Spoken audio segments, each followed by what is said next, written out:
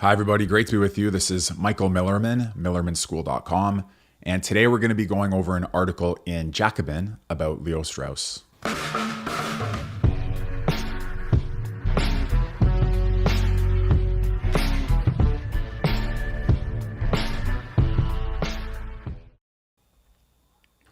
Okay, so let's take a look at this. This was published about a week or so ago. Leo Strauss was a theorist of counter-revolution. Jacobin.com. Ingar Solti is the author. We'll see what we can learn about Ingar Solti by the end of the paper, but let's take a look at Strauss. So I guess before we launch into it, not all of you know who Leo Strauss is or was, so one of the things we're going to do is learn about him with commentary through this article reading. But you should know maybe briefly a few things, which is that I'll give you my presentation before we get to the article. Strauss was the greatest scholar of the history of political philosophy, perhaps ever, but surely in our time. He's known for many different things, but one of the things he's best known for, I suppose, is discovering that there's an art of writing that philosophers use to conceal their true teaching between the lines of their text. And so if you've ever heard the term Straussian reading or Straussian writing, it refers to this way of addressing several audiences at the same time through using certain artifices or stratagems in your writing. For instance, deliberate contradictions.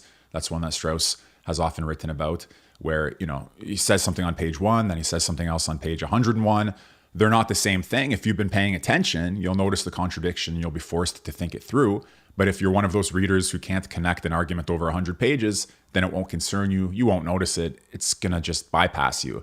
And so maybe the first thing he says is designed to give you one belief, and then the second thing he says is designed to undermine that belief, but you won't even know that you're being toyed with if you're not one of the serious readers. So that's, Straussian reading is always one that's hyper attentive to the details of the book, dramatic details, the argumentative details, so that you don't miss out on anything the author intended to convey to his best readers. Okay? So I think this article says something about Strauss's elitism. The very idea of a best reader, I guess, has something elitist about it, right? Most people are mediocre readers. Some people are a step above that. But really, the best authors addressing the best readers can expect that to be the smallest possible number.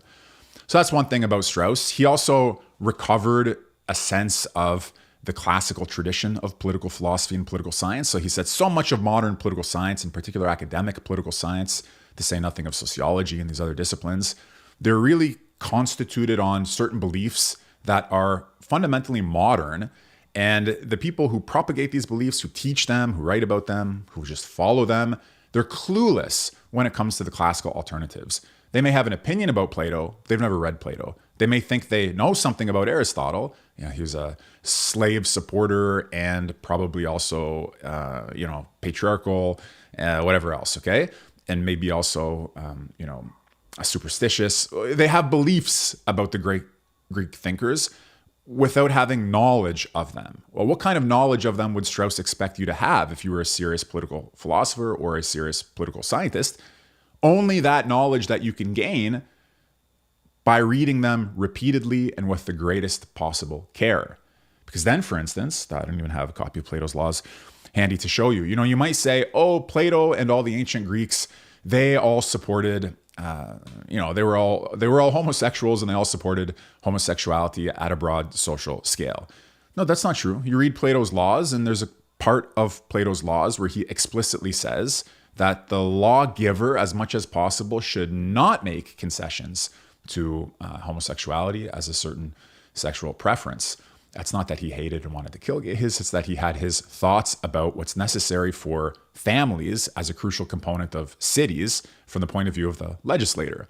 This is a detail that you really only know if you read the book. Okay? If you read it carefully, you read it thoughtfully. I'll give you a million examples. But the point is, Strauss said to the scholars in the field of political science and to the young students interested in the topic of political science, don't believe that you have any idea what you're talking about if you're not well rooted in the classical sources.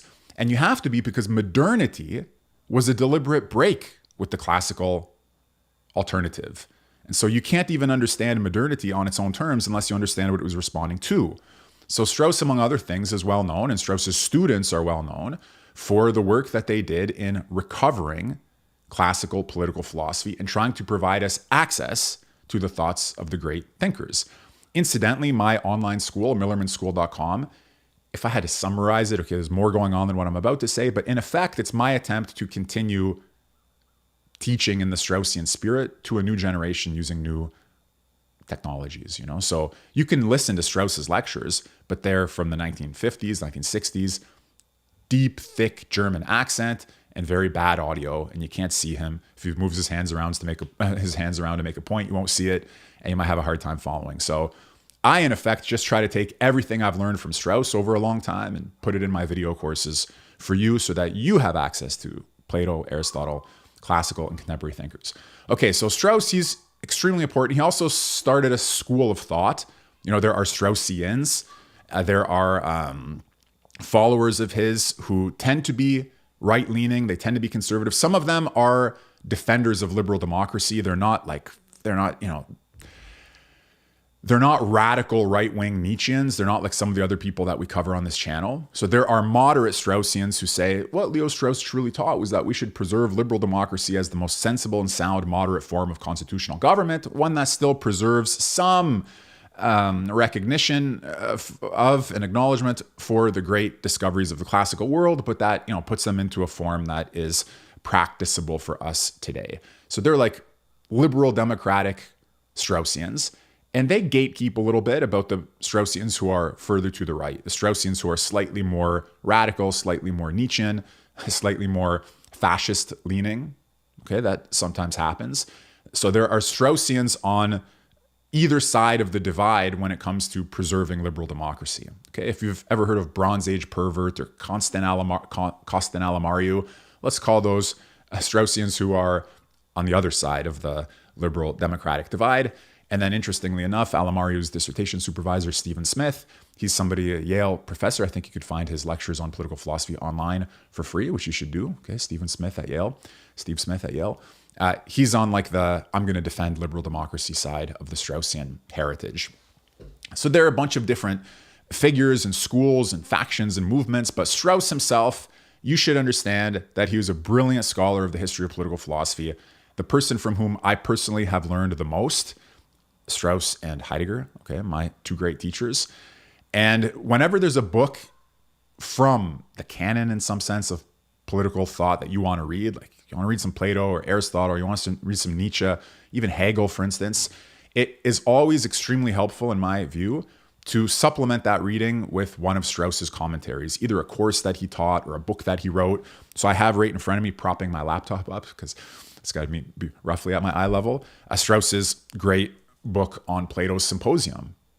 The Symposium is an amazing dialogue. You should read it, but it becomes 100 times better when you read it with Strauss's commentary. So that's what he did. Okay, he enriched our access to these books, our understanding of them. He started a school of students who themselves went on to translate. For instance, Alan Bloom translated Plato's Republic, also translated books by Rousseau. Thomas Pangel translated Plato's Laws. These are students of Strauss's. He had a huge influence on medieval religious scholarship, on medieval Jewish texts, medieval Islamic texts, because he was interested in the reception of Plato's and Aristotle's thought in the medieval period, since after all, the problems of political philosophy are changed by the fact of religious revelation. And there's some very conspicuous cases of that Strauss drew to our attention if we weren't already aware. Okay, so before we get to the article, I wanted to give you a quick lowdown on Leo Strauss in case you're absolutely virginal, you've never heard his name before, you have no idea who he is or why he matters. I guess I should add that, in particular during the administration of George W. Bush, Strauss was seen as a kind of mastermind of neoconservatism. And the worst excess of this was when, in effect, Strauss and his students were blamed for neoconservative policy, foreign policy, and the Iraq War was like, that's the Straussians. And even today, in some of the weirder corners of Twitter, if you poke around, you'll find echoes of that. For example, Straussians running the war in Ukraine. Yeah, you'll find articles like that, okay? And other sorts of things about the cabal of Jewish Straussians. Because Strauss and some of his students, not all of his students, were Jewish and had interests in Jewish tradition and how Jewish tradition relates to the tradition of Greek philosophy. They're not exactly the same thing, needless to say.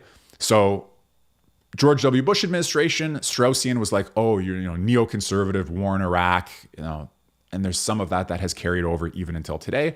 And I think you can find as recently as like in the last week or two, prominent America First public figures bringing Leo Strauss's name up as part of a network of kind of like Israel First institutions and thinkers and so on. So there's still a debate over Strauss, and maybe for that reason, it's unsurprising to see him brought up in Jacobin on the 11th of October, and that's now the article that we are going to look at.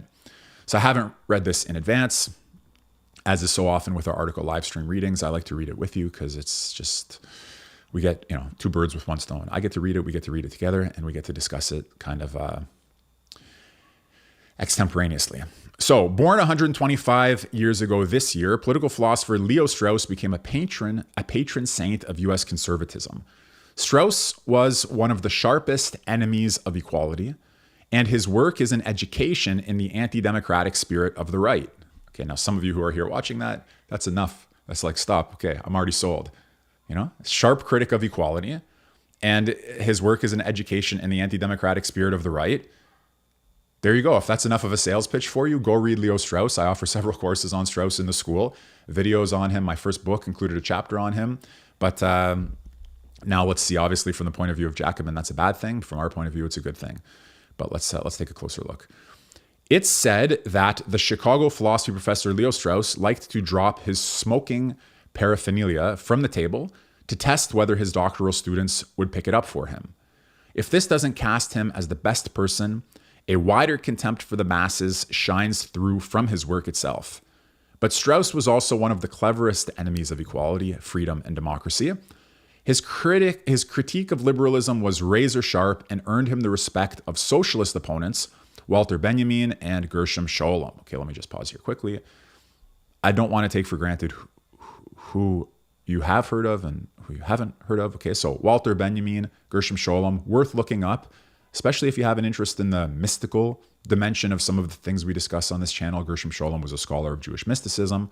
Okay, Walter Benjamin, there are articles of his like Critique of Violence that I've taught in private tutoring that are worth reading and being aware of.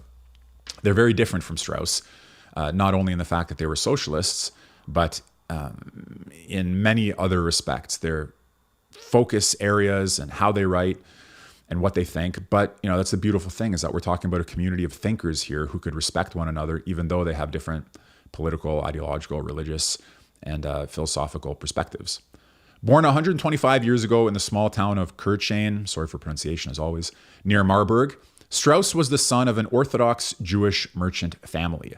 After studying philosophy in Hamburg, he completed his doctorate under the neo-Kantian Ernst Cassirer, and then worked at Berlin's Higher Institute for Jewish Studies until 1932. Driven out of Germany, faced with rising Nazism, Strauss became famous as a patron saint of U.S. conservatism, who warned his new homeland against the corrosive effect of the German spirit of Immanuel Kant and George Wilhelm Friedrich Hegel. Okay, I want to say a couple of things about this paragraph here briefly.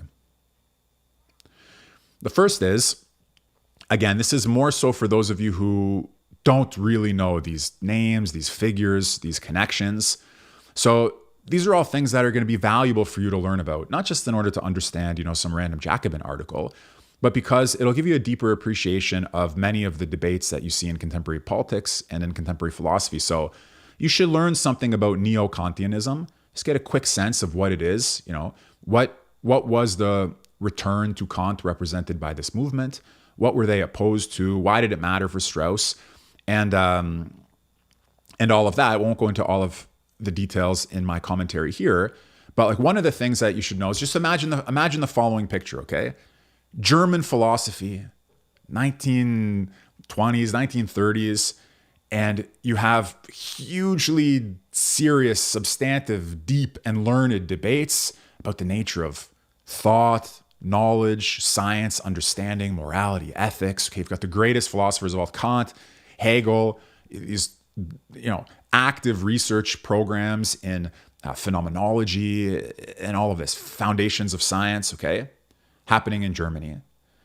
And you have some crucial schisms taking place, you could say, among these factions of German scholarship, some of whom end up in the United States. So the story of German philosophy in America, absolutely something you should take an interest in and try to piece it together.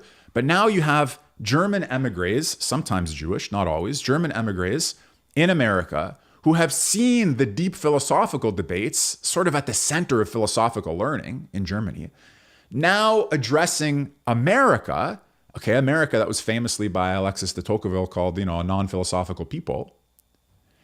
And they have a sort of warning from these foreigners, German/Jewish foreigners, warning, scholarly, academic, but still political, moral, and ethical, to American academics about the nature of philosophy and German philosophy, because they believe that they've seen it more deeply and seen its consequences somehow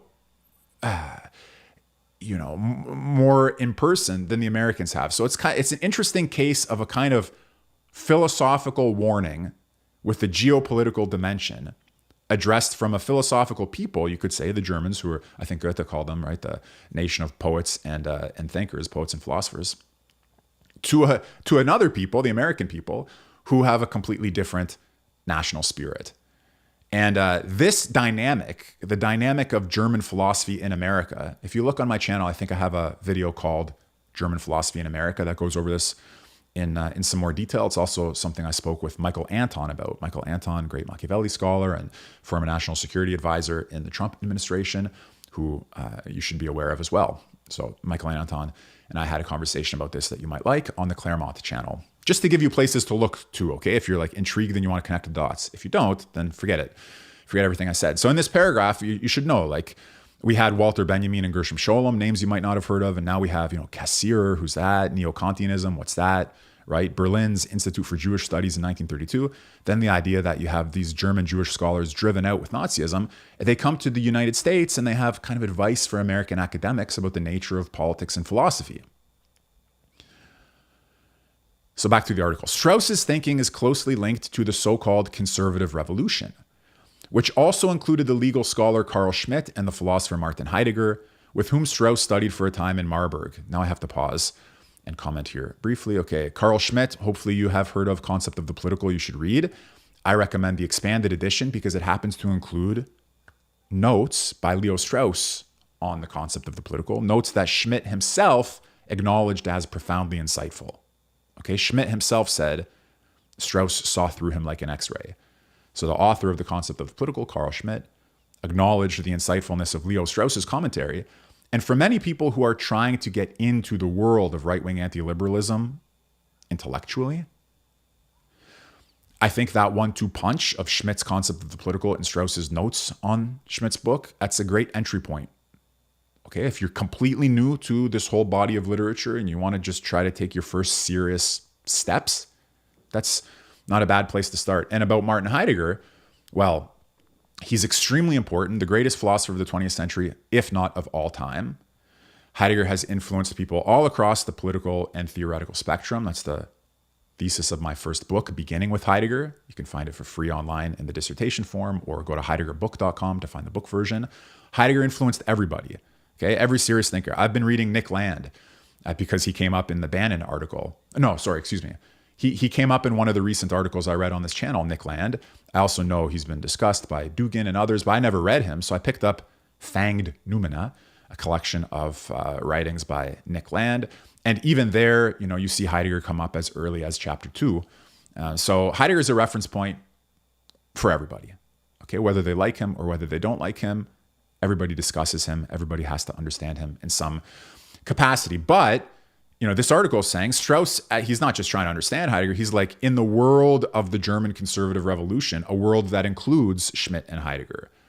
And I think there are so many caveats and so many disclaimers. Schmitt is not the same as Strauss. And Strauss, when one of Strauss's students said that he was going to a seminar to meet Heidegger, and he wanted Strauss's advice, because after all, Heidegger was a member of the Nazi Party. The student was Jewish.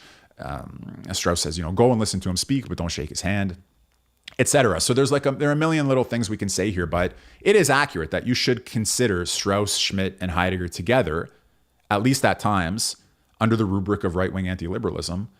And don't just sort of destigmatize or neutralize Strauss, always by slotting him, like I mentioned earlier in the video, some people do, into the world of defenders of liberal democracy. You can only be a defender, an intelligent defender, if you really have gone through the criticisms well. So Strauss, Schmitt, and Heidegger, it is useful to think of them together under this title of the conservative revolution.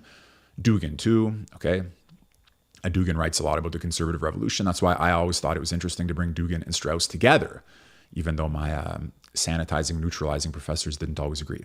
Okay, Strauss's thinking is closely linked to the so-called conservative revolution, which also included the legal scholar Carl Schmitt and the philosopher Martin Heidegger, with whom Strauss studied for a time in Marburg. Strauss's work is partly an attempt to deal with the fact that this anti-modern current's key thinkers were rabid anti-Semites who ideologically prepared fascism, and after Hitler was handed power, justified the persecution of the Jews and even actively enforced it through their academic positions. Strauss sought to transplant the right's authoritarian spirit, responsible for white terror, fascism, World War, and the Holocaust, from Germany to the United States. Well, that I have to pause and say is a huge, that's hugely misleading and an overstatement. I mean, this suggests that Strauss wanted to transplant white terror, fascism, World War, and the Holocaust into the U.S. thinking, which is clearly absurd. There is an intelligent truth behind this idea that Strauss sought to transplant the right's authoritarian spirit from Germany to the United States, but it's definitely not what was stated here. He translated it from Weimar Germany, in which industrial capital, the landowning Junker class, and the military were openly declared enemies of democracy, into a post-war era in which the existing property system was to be protected in the name of freedom and democracy. Okay, pause. So the thesis so far of the article, Strauss was pretty much a conservative revolutionary thinker along the lines of Schmitt and Heidegger, but he couldn't go the whole way with them because he was Jewish and they were anti-Jewish. Nevertheless, he preserved their authoritarian spirit, transporting it into the United States, but in an era in which you could defend the existing system in the name of freedom and democracy. So freedom and, remember, we're reading a leftist publication here, so Strauss's defense of even liberal democracy would be considered by them as a defense of the authoritarian spirit if it's, protecting property and so on.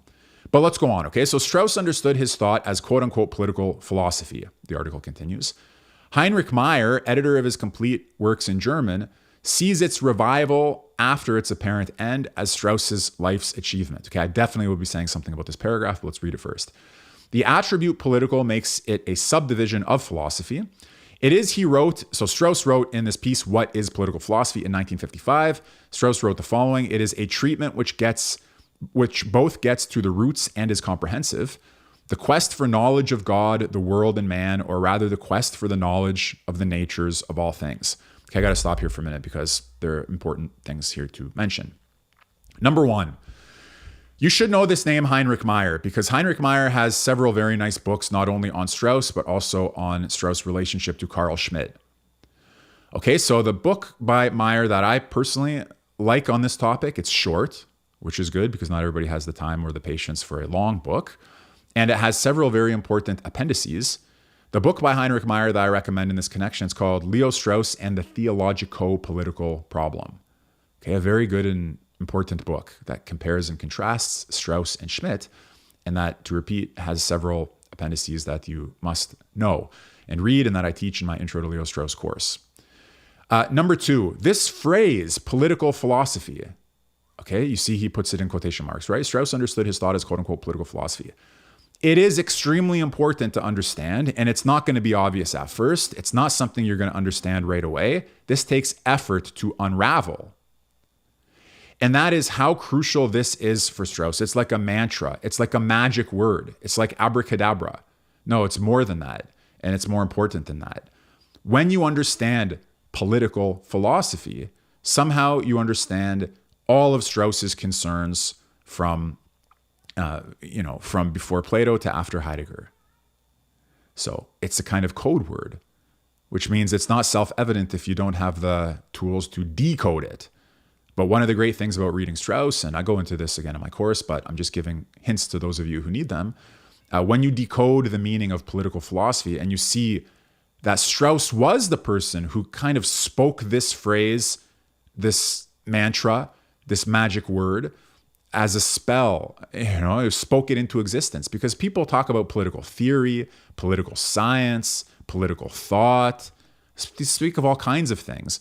But Strauss really delineated and distinguished political philosophy as the crucial category. And even in this essay, What is Political Philosophy? Which it's always said that the what is question is the Socratic question. And Strauss only has 2 essays, I believe, that have this formulation in their title. What is X? He's got an essay, What is Liberal Education? He's got an essay, What is Political Philosophy? And as I said, the more you learn about Strauss, which I highly recommend that you do, and you learn about him by reading his books and thinking about them, the more you'll see just how important this term political philosophy is. And here too, very briefly, how is it characterized in this paragraph, drawing from his 1955 article? Political philosophy is a treatment which both gets to the roots and is comprehensive.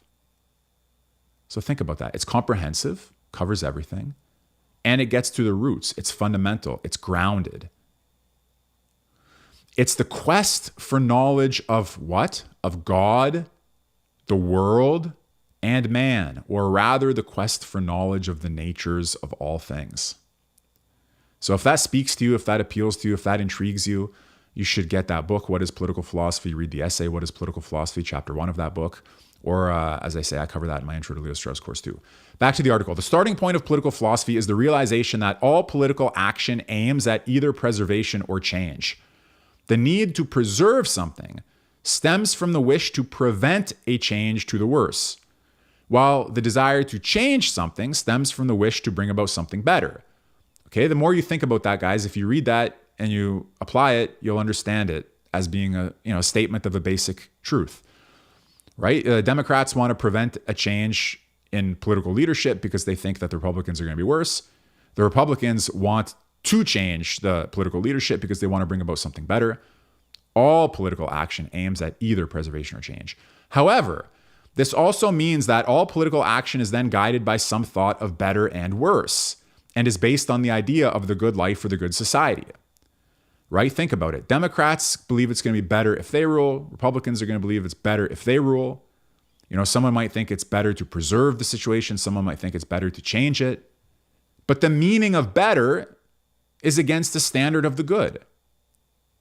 And therefore, implicitly, anybody who speaks of preservation and change, anybody involved in political action, anybody saying keep me or replace them, has implicitly, typically not well worked out and well thought out. In some cases, it could be well worked out and well thought out, but typically not, an idea of the good life or the good society. Okay, so Strauss reminds us, don't stop at the petty politics of preservation and change. Go deeper to the roots, to something that's more comprehensive, to this idea of the good life or the good society that's at stake. So the attribute political, back to the article, refers to the subject matter and the function of political philosophy. Its subject is mankind's great objectives, freedom and government or empire, objectives which are capable of lifting all men beyond their poor selves. Strauss did not choose the term poor selves by chance. It refers to the English philosopher Thomas Hobbes's famous remark on life being solitary, poor, nasty, brutish, and short, without the all-powerful but protective state, because man is a wolf to man in the state of nature. Alongside Baruch Spinoza, Hobbes provided the starting point for Strauss's thinking. His first major monograph, published in Oxford in 1936, was The Political Philosophy of Hobbes. Strauss's first monograph, was on Hobbes. Strauss adopted his negative anthropology from Hobbes, which he also identified as the key to his work. In his conservative vein, Strauss was not concerned with interpreting Hobbes's view of man, as historical materialists and historians of ideas would, as a theoretical expression of his experiences of civil war. Hobbes's view finds its mirror image in Locke, whose theory emerging in peacetime drew the opposite conclusions about the state-society relationship. Guys, I'll pause and comment in a minute. Let's just go through the paragraph. Strauss's concern is instead that Hobbes should not be historicized. His negative anthropology is an expression of a deep sense of the wickedness of man, deemed the only true and universally valid view. Anyone who says otherwise, who believes that people are as good or bad as the structures in which they live, is a left-wing nutcase. According to Strauss, Hobbes's political philosophy was the first peculiarly modern attempt to give a coherent and exhaustive answer to the question of man's right life and the right order of society. Okay, let me just pause and make a couple of comments. Number one, Thomas Hobbes is important in Strauss's account of the history of political philosophy. It's true that Strauss wrote about Hobbes in that early monograph on the political philosophy of Thomas Hobbes. Hobbes is also covered in great detail and in a very fascinating and memorable way in Strauss's book, Natural Right and History. So Strauss did say a lot about Hobbes, did teach a lot about Hobbes. You can learn about Hobbes from Strauss. I recommend that you do. One thing that you should understand schematically, I told you that Strauss recovered classical thought as an alternative to modern thought. And he felt that you can't understand even modern thought without knowing the classical alternative, because the modern thought was premised on a radical break with the classics. So you have to understand, well, what was the meaning and nature of that break? You can't do that unless you really understand the classics. So Strauss wants to expand our understanding of the history of political philosophy by reorienting us towards the older thinkers well, but also towards the modern thinkers well, because the more we understand the classics, the more we understand the moderns. So Strauss, in his studies of Hobbes, he was able to bring things to the surface that previously were, let's say, overlooked. But schematically, in his broad telling of the history of political philosophy, Hobbes, together with Machiavelli and Locke, belonged to what Strauss called the first wave of modernity. They were the people who lowered the bar from the high standards represented by Plato and Aristotle to the specifically modern concern with something lower, easier to bring about because less rare and exalted. So Hobbes represents a sort of narrowing, a constraining, a lowering, okay, a kind of vulgarization of our understanding of human life and political life. Nevertheless, there may be things that he said about human nature and about the nature of political order and power and sovereignty that are true. It may be just something about the way in which he said them that's different. So I leave all of these questions to the side because, again, we would be here for 20 hours just to get just to state the questions correctly. But there is another point that I want to make and that I want to drive home to you if you care about this topic. Once again, if you don't care, you just want to spend time here together, that's great. I'm grateful for it. But for those of you for whom this is especially important, you can read about old thinkers in different ways. One of the ways you can read about old thinkers is with merely historical curiosity, where what's really important is you want to know about the biography of the person. You want to know roughly just so you have like a rough account, so you have you can imagine in effect so that you can imagine this person's place and have some way of connecting, how C relates to D relates to E, but at the level of historical influences and that sort of thing. Okay, so it's kind of one approach. People write books on that, and there's a lot you could learn from it. I'm sure it's very interesting. You can maybe find the place where Thomas Hobbes lived and wrote. Like you can visit where Shakespeare lived and wrote. Oh, this is the paper he wrote on. Oh, look at this, his coffee cup. And so on. But Strauss, even though, he includes that where it's important, it's crucial, in my opinion, for you to know that his primary concern was, what did he teach and is it true? That question, what did he teach and is it true, is not a historical question. It's not primarily interested in his situation in time. It's not merely collecting random, possibly entertaining or interesting or insightful facts about his life.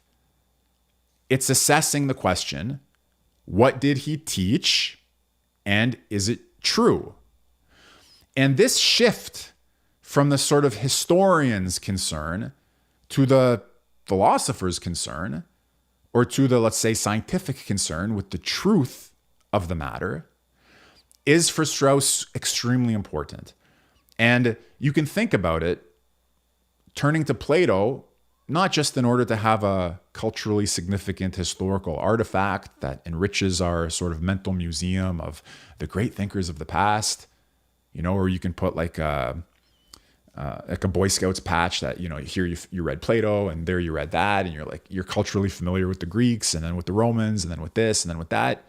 That's not what it's about. So what did he teach? What does it teach us? Is it true? What does it teach us about the nature of political life? What does it teach us about the nature of comedy, of tragedy, of war, of peace, of God, of atheism, of belief, of power, of persecution?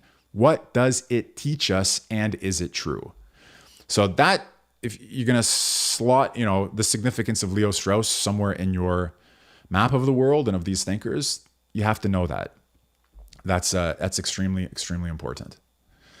So here too, okay, in studying Hobbes, and by the way, it's a breath of fresh air. If you've only read about these authors from the point of view of people who don't really take them as seriously, don't really care whether what they're saying is true, they already know in advance that they're racist and sexist and patriarchal and whatever else they are, okay, or they're capitalist pigs, or they're, take your pick.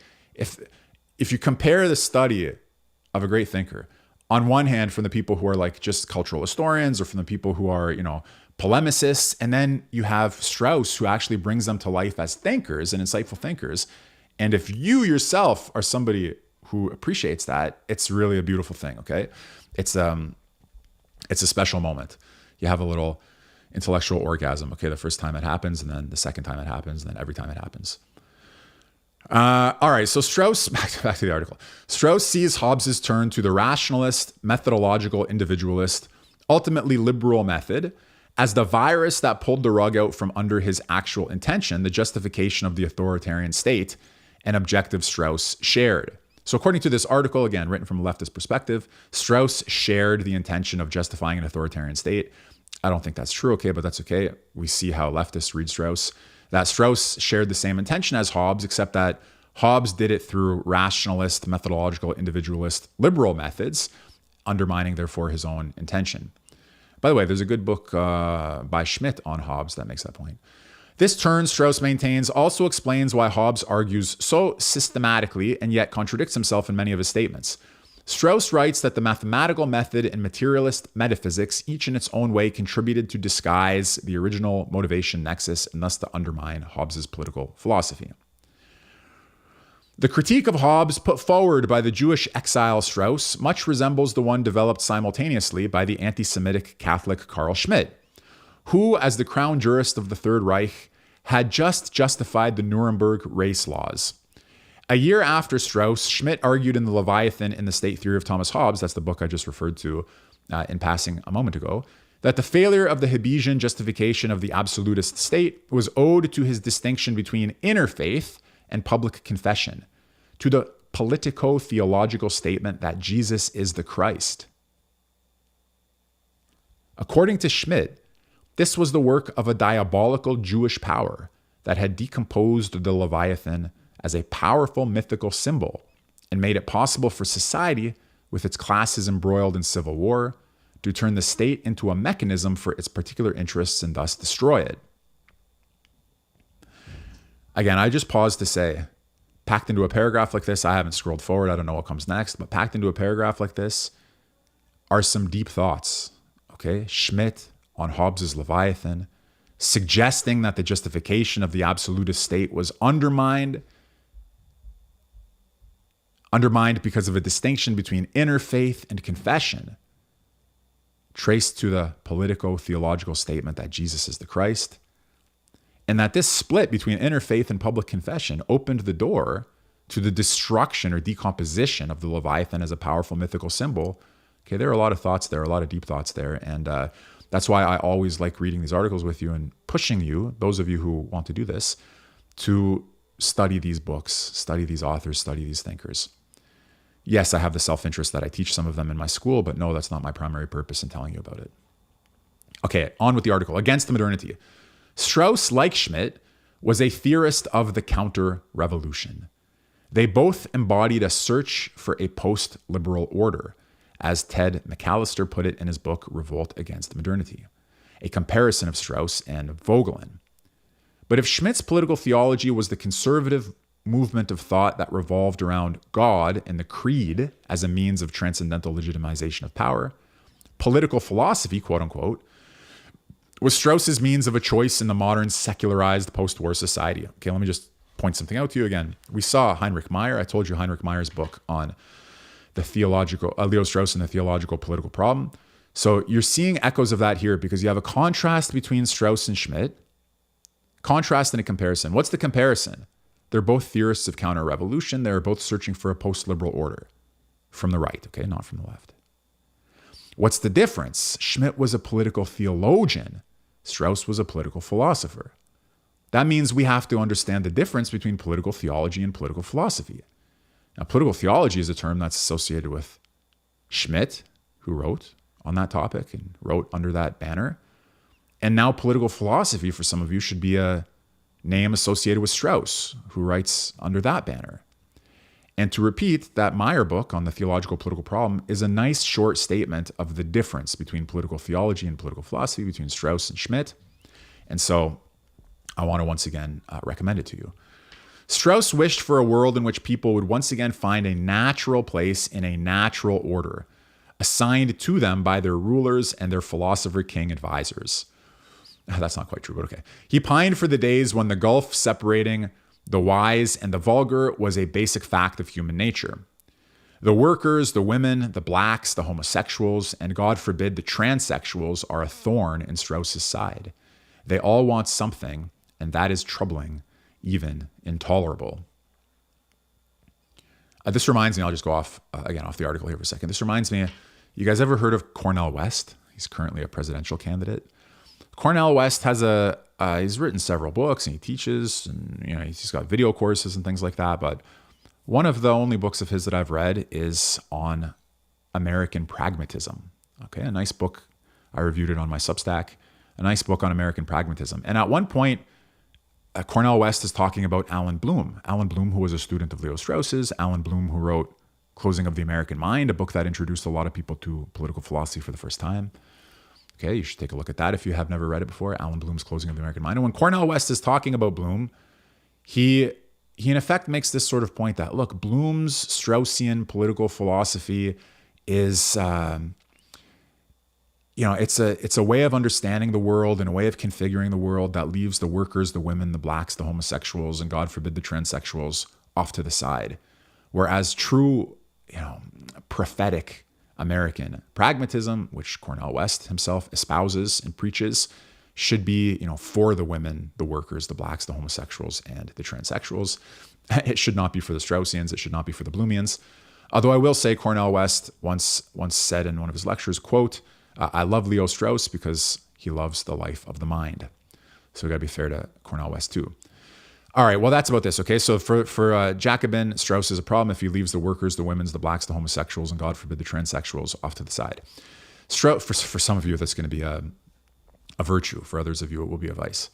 Strauss cast liberalism and socialism as a break with traditional and legitimate thinking about the right order. He speaks of the project of modernity, and in this essay called Three Waves of Modernity, which I also recommend to you, initially distances himself from conventional definitions that understand it meaning modernity, as a secularized biblical faith in which people do not hope for life in heaven, but to establish heaven on earth by purely human means. For Strauss, the modern project must be understood as the rejection of pre-modern political philosophy, okay, a point that we already discussed. The latter was still characterized by a fundamental unity, a physiognomy of its own. Modern political thought was instead a secularization that had ultimately brought many mutually exclusive modernities, and thus arbitrariness and subjectivism also of the classes into the world. For Strauss, however, the problem of liberalism does not begin with the usual suspect Hobbes. Rather, Machiavelli appears as the culprit. Okay, and here I just pause to tell you that Strauss has a great book on Machiavelli called Thoughts on Machiavelli. I've also discussed it with Michael Anton on I think it was the Hillsdale podcast. Look that up if you want. But you should know about Strauss's book on Machiavelli, and you should read Strauss's book on Machiavelli. With his radical, ungrounded criticism of Aquinas, the Italian thinker, meaning Machiavelli, had put an end to medieval scholasticism with its divine right of kings and the natural order derived from God, and indeed to thinking about what constitutes a good order. He, Machiavelli, replaced the philosophy of how men ought to live with the analysis of how men do in fact live.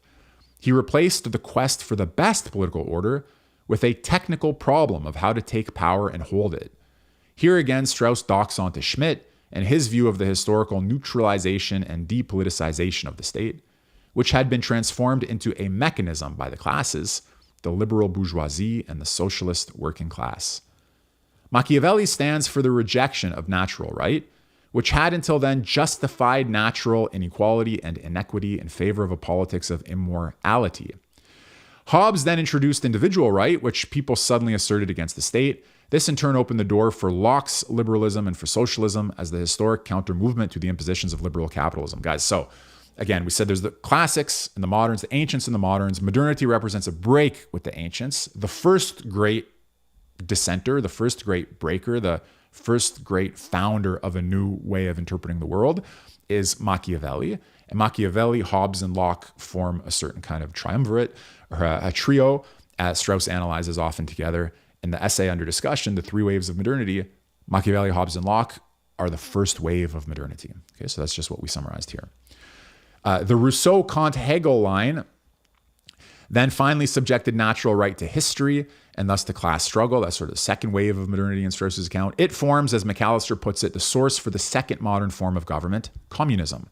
Strauss attacks liberalism in this way only to strike at socialism, which probably most disgusted him as the supreme form of mob rule. Okay, so Strauss is somebody who's, I'll tell you this quickly. One of the first ways I ever got interested in Alexander Dugin, some of you may know who he is and may know the history of my interest in him, I just mentioned here briefly, is I was into Strauss, okay, the first great thinker who commanded my full attention and admiration. And you see what this article says, right?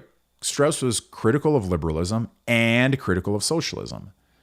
And my kind of liberal and socialist professors at the time, at my first or second university, I went to so many, they were calling Strauss a fascist. Then I heard Dugin lecture on this idea of the fourth political theory, which said, the 20th century was a war between liberalism, communism, and fascism. And basically today, if you're not a liberal and you're not a communist, you're seen as a fascist. Whereas, Dugin says, I believe that we should reject all three of liberalism, communism, and fascism and declare, the creative space of a fourth political theory, yada, yada, yada, which he does. I heard that and I said, hey, wait a minute. This explains to me why Strauss is called a fascist, even though he's not. I mentioned to you, there are distinctions here, right? He may be anti-liberal to a certain extent. He may be anti-communist to a certain extent. But it doesn't follow that he's a fascist unless you believe that that's all there is. Liberalism, communism, fascism. You're not a liberal. You're not a communist or a socialist. Ipso facto, ergo, whatever, right? Therefore, fascist. It's not like, no, that's not right. That can't be right. That's wrong, in fact. So weirdly enough, Strauss helped me understand Dugin, and Dugin helped me understand Strauss. And that's a beautiful thing. The more you read these books, the more they shine a light on each other. And most importantly, illuminate your ability to understand the things that are important to you. So, okay, at Strauss, the point here that I wanted to make to you, Strauss attacks liberalism.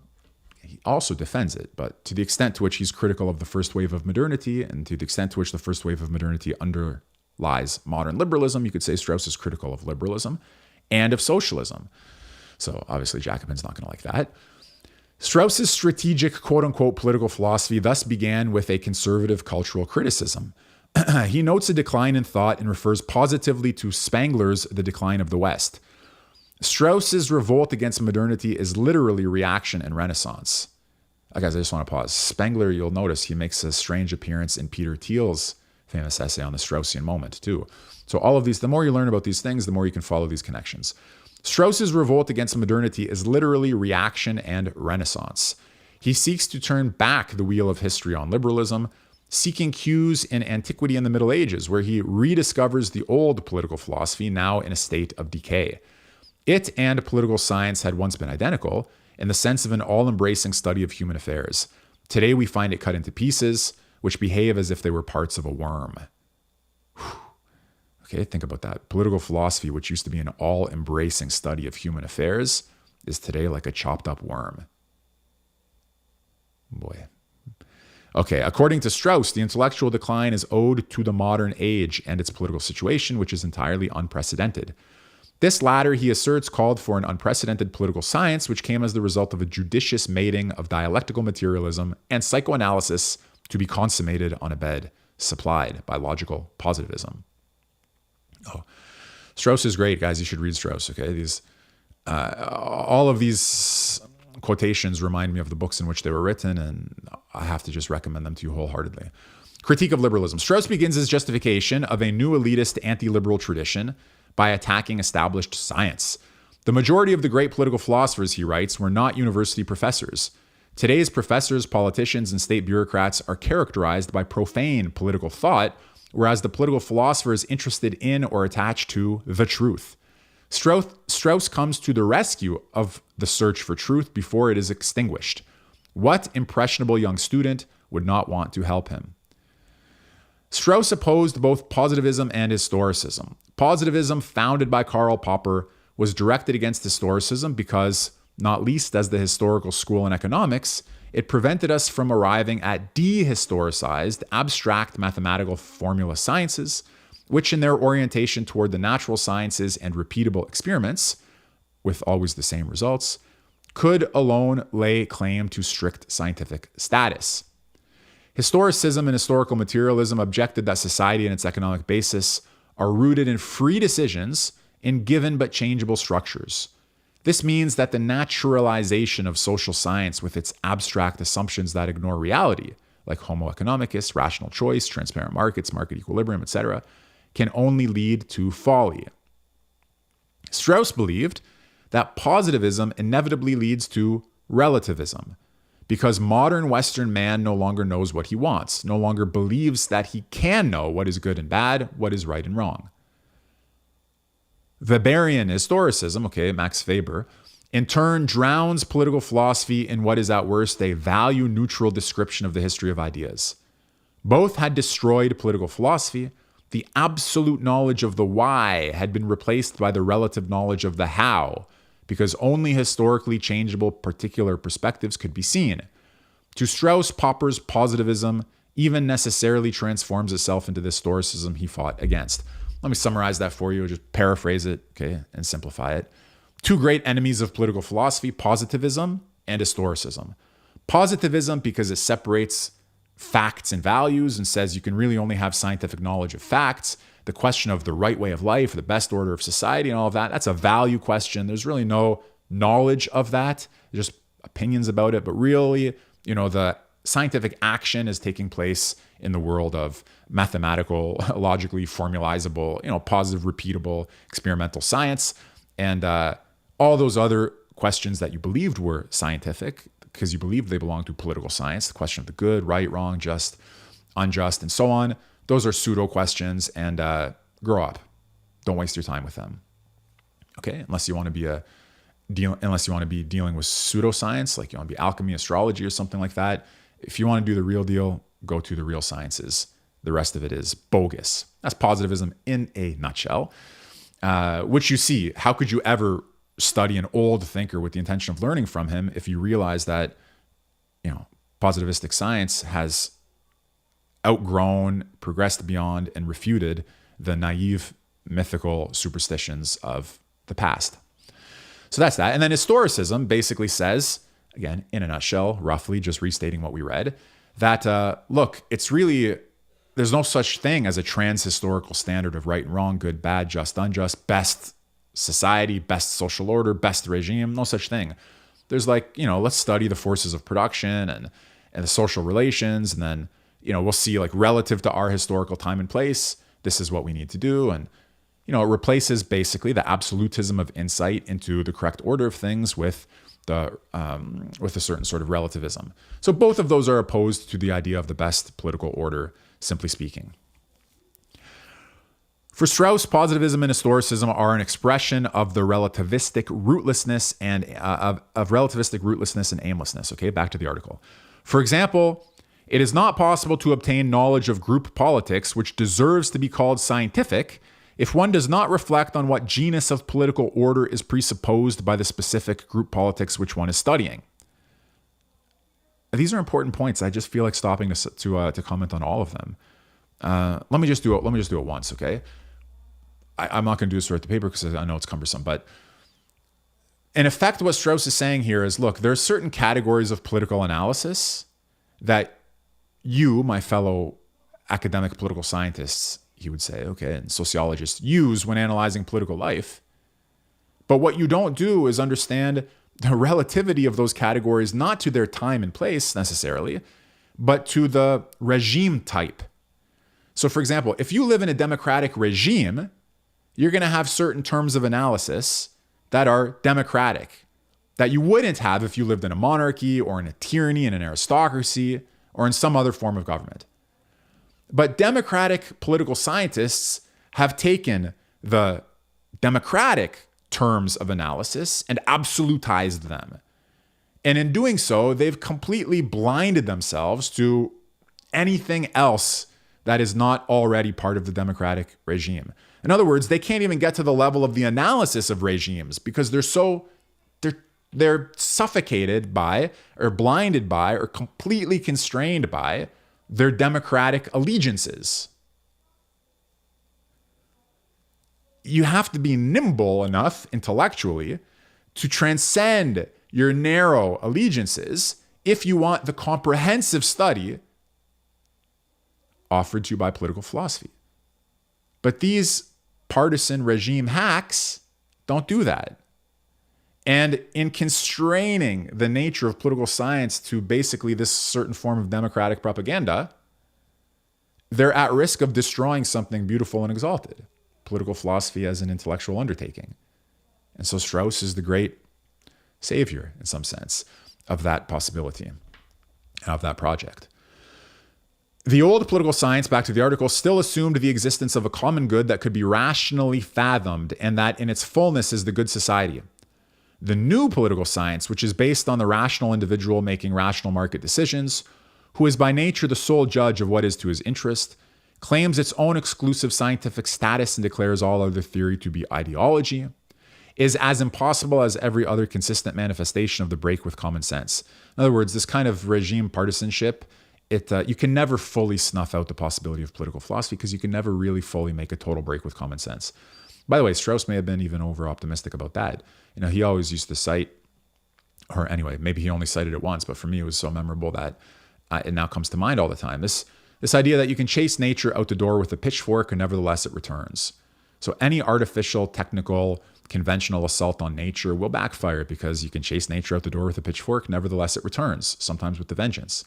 We may be reaching the time in human history, maybe, where you can chase nature out the door with a pitchfork and it no longer returns, either because it's had enough of the way that we've been treating it, or because technology has become so absolute that it can displace it. So maybe that you can have a consistent break with common sense. Maybe things can be much darker than even Strauss imagined. Strauss, who saw some dark times, indeed. Anyway, hence why Popper had to speak sooner or later of such things as the open society, i.e. reintroducing the general interest and the social through the backdoor of methodical individualism. The open society is, after all, the definition of the good society. Let me just restate that. The simplest version of this, I've said it many times before on this channel. You've all seen it a million times yourselves. Whenever somebody gets caught in a contradiction, you could say, right, like, we're not going to talk about the good society because there's no such thing as a good society. But then we're going to talk about the open society like it's a good thing, even though we just said we're not supposed to talk about the good society. Open society is meant as the good society because, after all, you can't abandon thinking in terms of good and bad when you're thinking about politics. However much you lie to yourselves about it, however much you try to be neutral, however much you want to say facts this and science that, evaluation recurs. The open society is not just open. It's good that it's open. The closed society is not just closed. It's bad that it's closed. So you see this all the time in the fascist thought where it's like, we're anti-fascism because fascism is us versus them. And if you're not anti-fascist like us, then you're the enemy and you must be destroyed. No, I'm sorry, right? Us versus them thinking recurs even when you think you're against it. Because when you're against it, you're really just re-invoking it. So that's, you could chase nature at the door with a pitchfork. Nevertheless, it returns. You can pretend that you're going to have a neutral analysis of politics that doesn't involve evaluation, but obviously evaluative remarks are going to recur. You can divide politics into us versus them and say that you're trans-political and you're against politics and, you're going to be anti-fascist by not engaging in it. But then suddenly, next thing you know, you're dehumanizing your enemies to the point that you want to line them up and take them out. All right. So if you understand that, then you see that all political thinking necessarily has this reference to good and bad. Back to the article. The other kind of liberal self-deception is to admit the possibility of substantive group interests, but to individualize them, so to speak, in the form of the rules of the game, of the market, which would apply equally and therefore fairly to all competing groups. This too is a mere reintroduction of the general interest in the common good. Ultimately, Strauss writes, this group politics approach is a relic of Marxism. However, the Marxist denial of a common good and general interest is much more reasonably denied than in liberalism, insofar as it questions it specifically in relation to a society consisting of classes which is characterized by a life and death struggle, overt or hidden, but generally assumes a common good in a classless and hence stateless society comprising the whole human race or the surviving part of it. Strauss identified the blind spots of liberalism. For Schmidt's critique of parliamentarianism and the rule of law, this already included the question of deciding between friend and foe and what to do in the state of exception when social order collapses. Schmidt opted for dictatorship in the presidentialist form of Paul von Hindenburg. Sovereign is he who decides on the state of exception, and later fascism, in which the Führer protects the law. For Strauss, it is the political philosophers who enjoy the privilege of coming close to the truth as real men, and who thus have the right to decide right and wrong. The existence of philosopher kings who show the way, who are making value judgments, is crucial in terms of the raison d'etat, because the unprincipled liberal opportunist who always hangs his flag in the wind is not trustworthy. He must end up like Thrasymachus in the first book of Plato's Republic. Which, guys, go to platocourse.com if you want my course on the Republic. Otherwise, just read the Republic on your own. Value neutrality is a chimera, not least with Popper, whose falsification method ultimately implies the depreciation of pre-scientific knowledge, with the result of either sterile investigations or complicated idiocies with irrelevant and misleading results.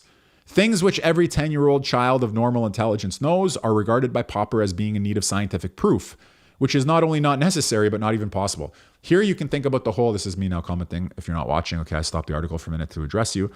The what is a woman debate. Every intelligent 10-year-old child knows what is a woman, basically, okay? But Strauss is saying there's a certain sort of scientism or scientificism or whatever, okay? A certain sort of misguided view of the world that says only scientific knowledge is knowledge, and that demands scientific proof of things that have pre-scientific self-evidence. That's one way of putting it, okay? So in this sense, Karl Popper is, dim-witted. The problem is the depreciation of pre-scientific knowledge. And the result is complicated idiocies with irrelevant or misleading results. You can't say it better than that. Okay, you can't say it better than that. Strauss's criticism is razor sharp, and at this point compatible with the critique of Popper put forward by Horkheimer and then by Adorno. It is also compatible with the materialist theory of ideology, as can be read in Jan Raymond's excellent introductory book on the subject. Okay, so this author has pointed out that Strauss's criticism of Popperian science has some commonality with even leftist or materialist theories of ideology. So that's good if you're interested in that. Strauss's criticism also politically reflects the power-blind and opportunistic basic tendency of the liberal centrist who chooses to place himself in the center. This latter, as we often see, may distinguish himself from the quote-unquote extremists on the left and right and declare that red equals brown, as the horseshoe theory commands, but can never justify what content actually constitutes the center. Okay, you guys know that sort of liberal neutrality that sees enemies on both sides, but really can't take a stand for anything other than its own empty neutrality. The liberal's assertion that he stands for quote-unquote democracy, writes Strauss, are mere movement of his lips and tongue to which nothing corresponds in his heart or mind. The talk of democracy, or today our values being defended in Ukraine, etc., is nothing more than an alibi for thoughtlessness and vulgarity. Because those who profess it say in effect that one does not have to think about the reasons why these things are good. This liberalism is the path to conformism and philistinism in science, society, and politics. Strauss aptly explains that the liberal who claims to be value neutral in Max Weber's sense, i.e. to have virtually no ideology, has invisible value judgments. In science, this ideology can be seen in allegedly purely descriptive concepts. For example, when social scientists distinguish between democratic and authoritarian habits or types of human beings, while what they call authoritarian is in all cases known to me, Strauss says, a caricature of everything of which they, as good Democrats of a certain kind, approve. In terms of political philosophy, this means that a society cannot be defined without reference to its purpose. Guys, there's so many examples, contemporary examples, of what Strauss is talking about here. I don't even want to bore you with the details. But if you need the slightest hint of where to look, take a look at Anne Applebaum's articles in The Atlantic. Not referring here to her scholarship on Russian history, et cetera, but when it comes to these topics of Russia, Ukraine, Trump, democracy, every article is worse than the next. in invoking authoritarianism versus democracy. It's all the peak of thoughtlessness, conformism, philistinism, and vulgarity. Anyway, let's continue here. So this casts a sharp critical light on the new Cold War advocates of democracies versus autocracies. For Strauss, one cannot clarify the character of a specific democracy or of democracy in general without having a clear understanding of the alternatives to democracy, okay, as we said a short time ago. By remaining within a horizon which is defined by the given political order and its opposite, scientific political scientists are inclined to leave it at the distinction between democracy and authoritarianism, i.e. they absolutize the given political order. Okay, we said that a few minutes ago as well. However, such science then serves the thoughtless acceptance and apologetics of the status quo and one's own power interests and their enforcement also internationally. So basically, guys, you get the idea here, right? You can be a propagandist, that's sure. You can even be a prostitute, that's sure. That's for sure. You can be a polemicist. You can be all of these things. But you can't be a scientist and you can't be a philosopher if your thought can't go above and beyond the constraints of its own given regime. That's at some point that has to become self-evident. I know when I first read that, it wasn't. It was a wake-up call to me because then I looked around and all I saw were propagandists and prostitutes. But, when you see it, you can't unsee it. And thank God for that, I guess. Okay, Strauss's ideological critique of liberalism could be used to justify socialist democracy, which sees its purpose in the self-organization, self-liberation, and self-determination of producers in all areas of their lives, including their workplaces, and aligns the organization of the state with these same goals. For Strauss, however, the critique of liberalism should not lead to more democracy, but on the contrary to the tyranny of the wise, his preferred authoritarianism. This is based on total contempt for the masses and egalitarianism. In fact, he writes, no one can be a good scientist in the sense of political philosophy who sees no reason for despising people whose horizon is limited to their consumption of food and digestion. Strauss goes on to defend the power of elites over the masses by actively countering the argument that the ancient Greek philosophers were anti-democratic because of the underdevelopment of the productive forces which structurally limited education to only a few. Rather, this separation of elite and mass is presented as a value in itself.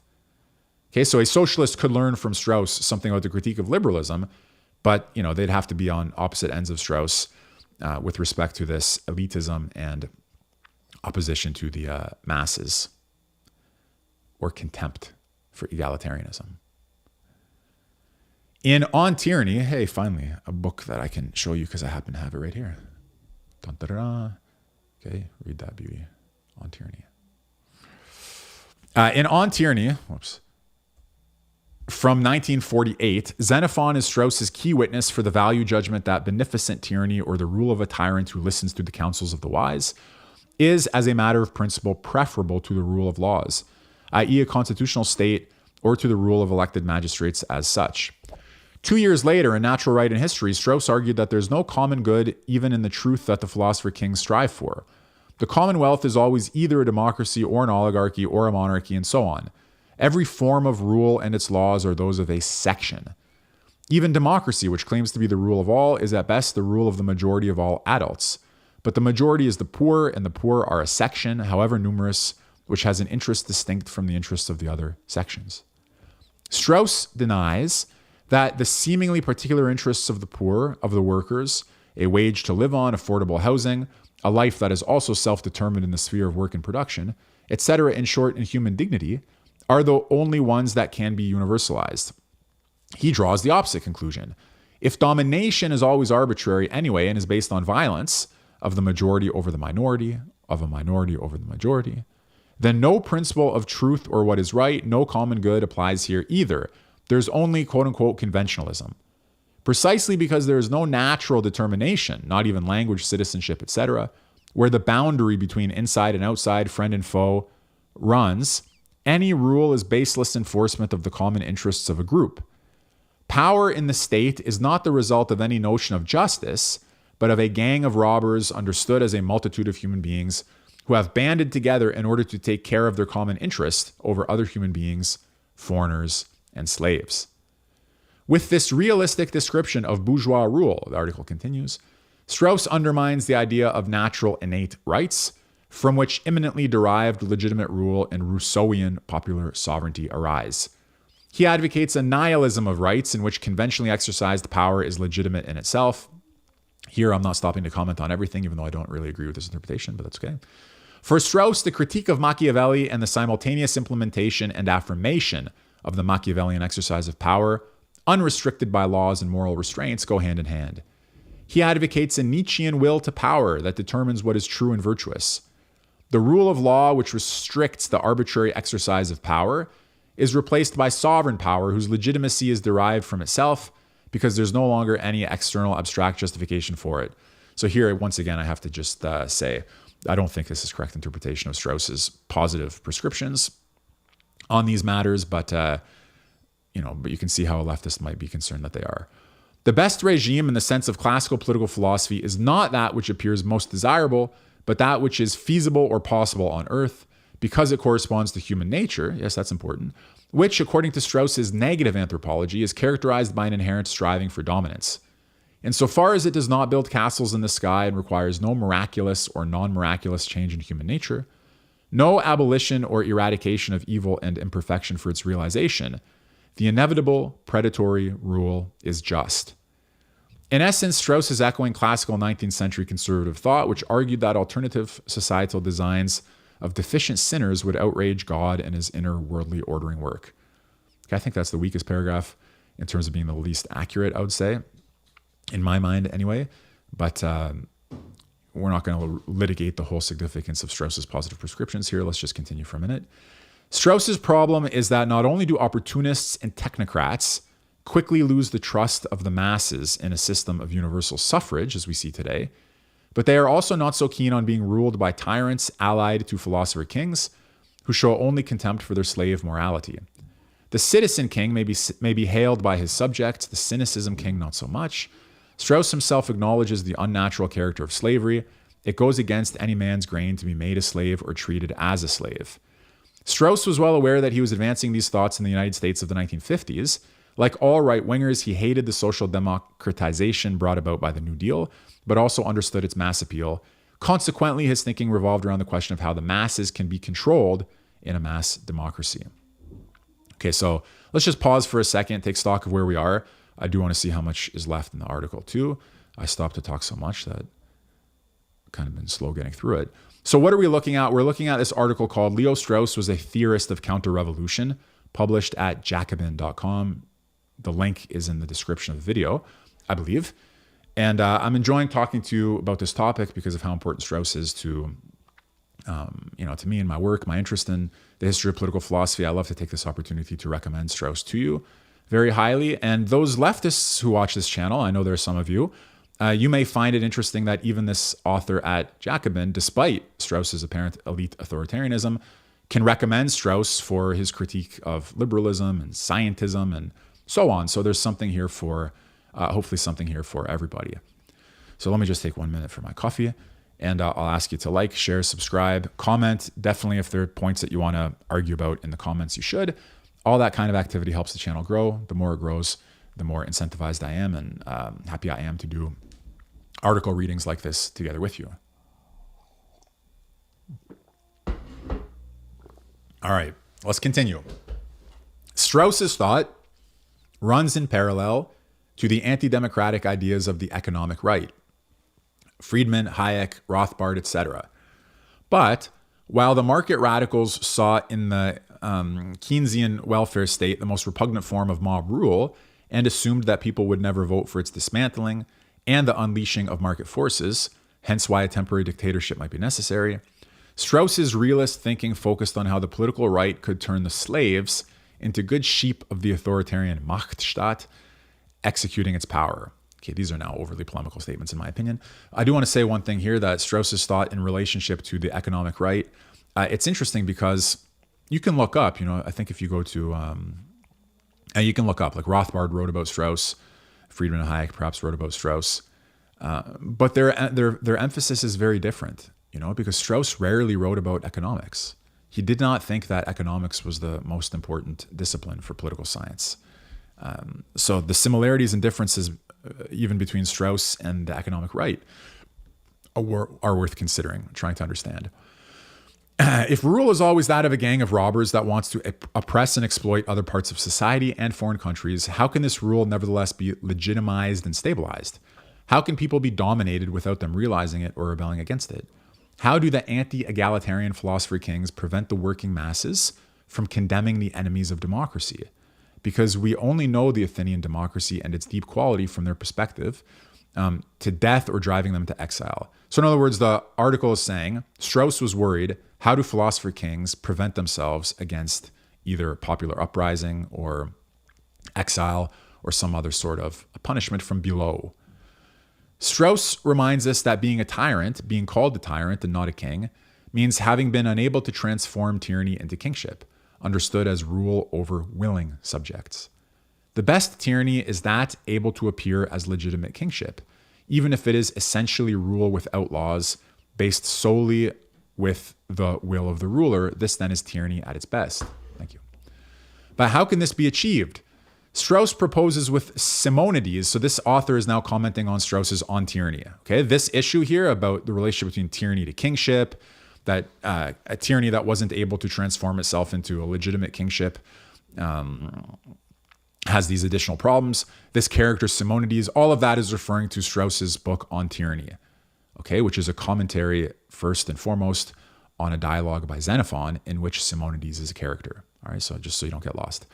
How can this be achieved? Strauss proposes with Simonides, in whom he wants to see an early Machiavellian, that the authoritarian ruler, who cannot hide his exercise of power behind impersonal laws, limits his tasks to gratifying things such as the awarding of prizes, while entrusting to others the punitive actions and avoiding openly taking responsibility for punitive actions.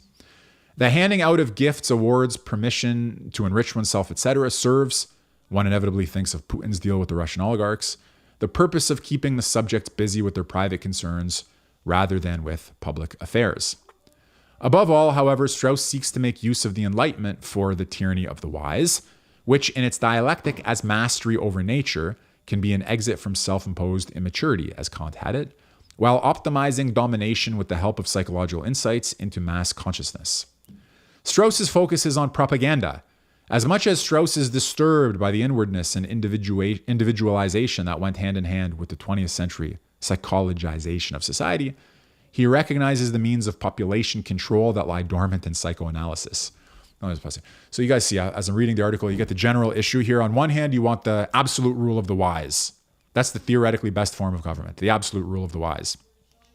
There's a lot we could say about this because what's theoretically best isn't necessarily practicable. Why would the wise want to rule when they would much rather just be thinking and talking with each other? Why would they want to expose themselves to, to the vulgar, in effect? So the problem of the absolute rule of the wise, there's its own difficulty here, but if they can do it with the consent of the governed, fine, that's kingship. But if they have to do it despite lacking consent from the governed, that's tyranny. And so a tyrant has to try to legitimate his rule. And the author is suggesting that for Strauss, mass psychology, or how he put it here, there are means of population control lying dormant in psychoanalysis. This search for control makes Strauss a cynic in relation to power and its application. While the philosopher kings emerge from Plato's cave and strive toward the light of knowledge, the democratic masses must be guided in their natural ignorance. The faith in universal enlightenment, Strauss writes, has obscured from a few generations the importance of quote-unquote propaganda, and only now is one becoming aware of the need for vulgar rhetoric as the rhetoric for the vulgar. I just want to pause here because there's an issue here that can be made to sound ominous and indecent in some sense, which is, I think I saw in the next paragraph, Edward Bernays is coming up and stuff like that. Like, maybe you think of Walter Lippmann or whatever, his book on public opinion, which mentions Plato and the noble lie. So the kind of distasteful view of this is, we're wise, you're not. We need to rule you. You need to be ruled. We have to control you. We're going to have to do whatever it takes to either get you not to care about political power, in which case, pornography, video games, lottery, sports, whatever keeps you, pacified and like a cow or whatever, that's going to be good because then we can just rule in your benefit according to our judgment. But there's another view of this in some sense, which is, look, different people do have different capacities. Now, there's a kind of egalitarian thesis which denies that, but let's accept it as self-evident because after all, we're all adults here. Let's accept it as self-evident. Different people have different capacities. And some people will be convinced or educated through the exchange of arguments at the highest level. Okay, proofs, demonstrations, principles, axioms, derivations, that kind of thing. That's difficult. If you've ever tried to do that, that's hard. Okay, not everybody can do that. So some people, they get convinced and educated, persuaded, not because they get the axiom, the derivation, the demonstration, and the bulletproof proof, but because it's plausible enough. Okay, you convinced me. You said a few things. Yes, on balance, it's probably better for me to do X and not to do Y, even if I don't really know for sure 100%. So there's a level of proof that's below, absolute certainty. And it could even be decent to talk to people at that level because that's enough for most people. And maybe there's an even lower level where there has to be not just the persuasion, not the highest proof, but even an admixture of the threat of punishment. Look, if you don't do this, do this, it's good. Trust me, I can demonstrate to you if need be. I can persuade you if need be. But if you don't do it, I am going to have to punish you. And criminal law deals with that, the whole realm of punishments for deeds that don't match what's expected or what's required socially and politically. So now the question is the political need for rhetoric, ways of addressing different communities depending on their different capacities and desires and intentions and all the rest of it, is that the same as propaganda? And if it is, kind of the word propaganda has this nefarious, I would say, element to it. Take the media complex today that's against Trump. Anywhere you look, it's disgusting. Okay, how it's one voice, right? One voice. Trump, fascism, Nazism, authoritarianism, democracy, threat to this, threat to that. You don't have that many sources opposing him. You have a few. Podcast circuit, Elon Musk, Joe Rogan, whatever else. Okay, but mainstream media is all in, for example, on Kamala and on the Democrats. And so now you ask yourself, is that public rhetoric that's designed for the welfare of the body politic? Or is that propaganda? Where is it propaganda? Where is it rhetoric? So I just want to point out, okay, that it's not, it should be an open question to us, I think, regardless of where we stand on it initially. Maybe you're disgusted, maybe you're flattered, maybe you're whatever, but regardless of where you stand on it initially, we shouldn't take it for granted that it's the same thing, public rhetoric and propaganda, or that it's so easy where to draw the line. Okay? You need public messaging. Just think about it. You have, if you are ruling a country of 300 million people or 30 million or 3 million, or you're leading an organization with 300 people, don't you need to have public messaging? Is everybody going to be spoken to in exactly the same way with the expectation that everybody has understood equally well? So you can't think about politics without also thinking about political rhetoric, the uses and abuses of political rhetoric. Okay, anyway. In some sense, that was me trying to defend Strauss against the view that, he's going to just try to pull the wool over your eyes and use mass hypnosis and psychoanalytic tools to convince the sheeple that they should be ruled by the philosophers. That's not quite right. Back to the article. The mastermind of mass psychology as a technique of power was Edward Bernays. Oh, I should tell you, remember I mentioned earlier in the video, guys, sorry, this is a pretty undisciplined stream in the sense that I'm stopping every 2 seconds, but whatever. So I told you earlier in the video, there was a time when Strauss was well known as the mastermind of neoconservatism. Invasion of Iraq, that's like Straussian cabal. Oh, I can show you this picture, actually. I think I had one queued up. Here it is. You see that? Do I have that on screen? This was in some newspaper back in those eras. That's Leo Strauss reading Plato and holding George Bush as a puppet and manipulating George Bush's puppet strings. So that was sort of the idea there, You have the scholar reading the philosopher, manipulating the politicians. Well, put it in the chat here because I'm going to forget the guy's name. He does these videos like video collages, and he had one, I think, where he discusses Leo Strauss and neoconservatives and Edward Bernays. And you guys know who I mean? He does this. You're going to know who I mean. He's got like The Power of Secrets or something like that. These short, not even short. Some of them are long. They're like dark, weird, schizophrenic documentary. Adam Curtis. Is that it? Adam Curtis, The Power of Lies or something like that. For some reason, I think that Edward Bernays and Leo Strauss are together in Adam Curtis's Power of Nightmares or whatever. If you guys can drop that in the chat for me, because I forget what it's called. This just made me think of it, though. The mastermind of mass psychology as a technique of power was Edward Bernays, a nephew of Sigmund Freud. He learned the craft of psychological warfare as early as 1917, coining the famous narrative, "Make the world safe for democracy," used to persuade a reluctant U.S. population into World War I. Bernays called his work propaganda, introducing in the 1928 book of the same, including it in the 1928 book of the same name. Bernays' methods were used in product advertising by industrial corporations, party and media communication, etc. In the end, propaganda was also applied to the theory itself, as Bernays soon spoke only of public relations.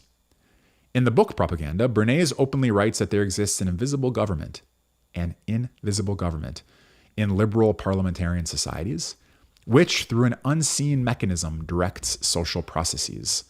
According to Bernays, it is the true ruling power of our country. We are governed, our minds are molded, our tastes formed, our ideas suggested, largely by men we have never heard of. But that is, in Bernays' view, precisely the goal, because the conscious and intelligent manipulation of the organized habits and opinions of the masses is an important element in democratic society. Of course, in theory, every citizen makes up his mind on public questions and matters of private conduct. In practice, however, it is impossible to deal with the abstruse economic, political, and ethical data involved in every question in order to come to a conclusion about anything. Hence, we have voluntarily agreed to let an invisible government sift the data and high spot the outstanding issues so that our field of choice shall be narrowed to practical proportions. Okay, that was quoting Edward Bernays' book, Propaganda. Now, the author of the article continues, Strauss could hardly agree more. He establishes a second cave allegory, which amounts to the rulers having to hide their actual goals. Okay, I got to pause here for a minute because this idea of a second cave is something that I've discussed on the channel. If you look up second cave, I guess, Plato's second cave or cave beneath the cave, I've covered it on the channel and I've written about it in the European Conservative, and it's not what the author says. So just very, very, very, very briefly, I want to tell you that in Strauss's view, there's this notion, in Plato's cave allegory, education is likened to the following picture where you have slaves who are chained at the bottom of the cave. They can see shadows. They take the shadows as the realities. They can't move. They can't turn around. They're basically being fed a view of the world. And if somebody were to be liberated and turned around, then he could see the fire against whose light shadows are being cast.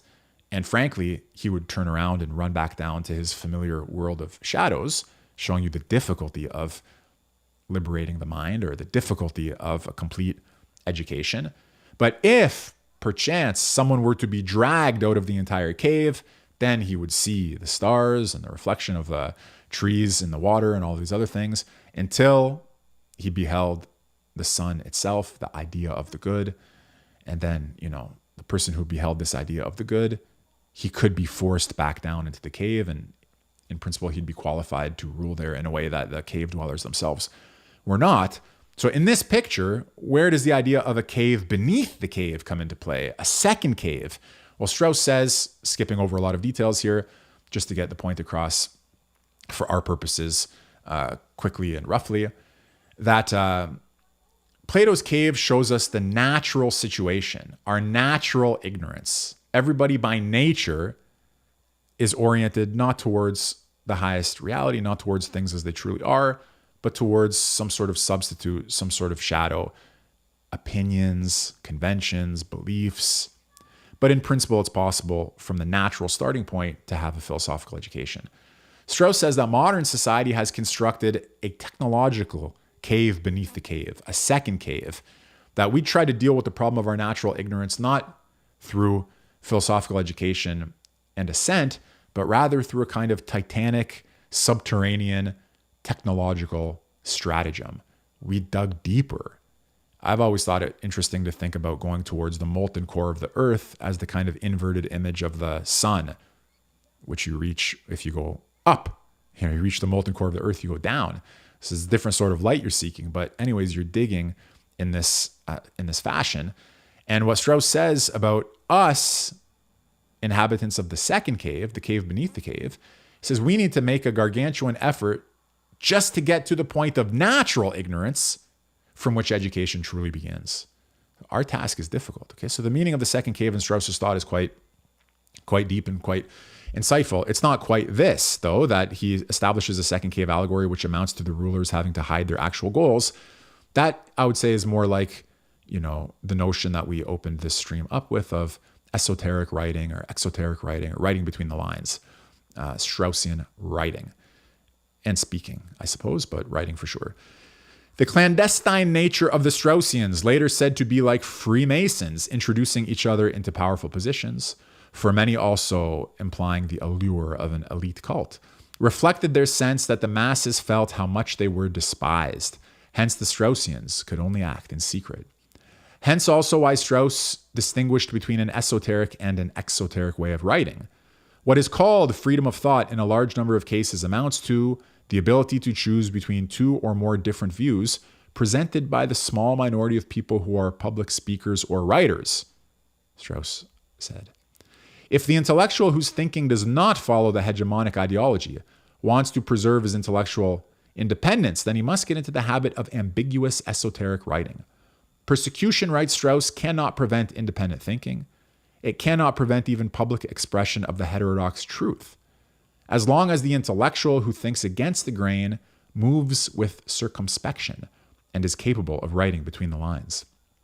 The chosen ones, Strauss distinguishes a Nietzschean style between thoughtless men who are careless readers and thoughtful men who are careful readers.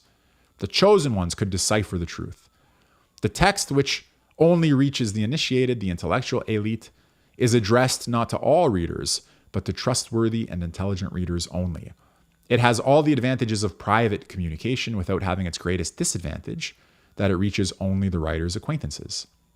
Still, a careful writer of normal intelligence who knows how to place his political explosives in such a way that they do not usually occur in the preface or other very conspicuous places, is still more intelligent than the most intelligent censor, because the burden of proof rests with the censor. So this is the author summarizing some key points of Strauss on esoteric writing.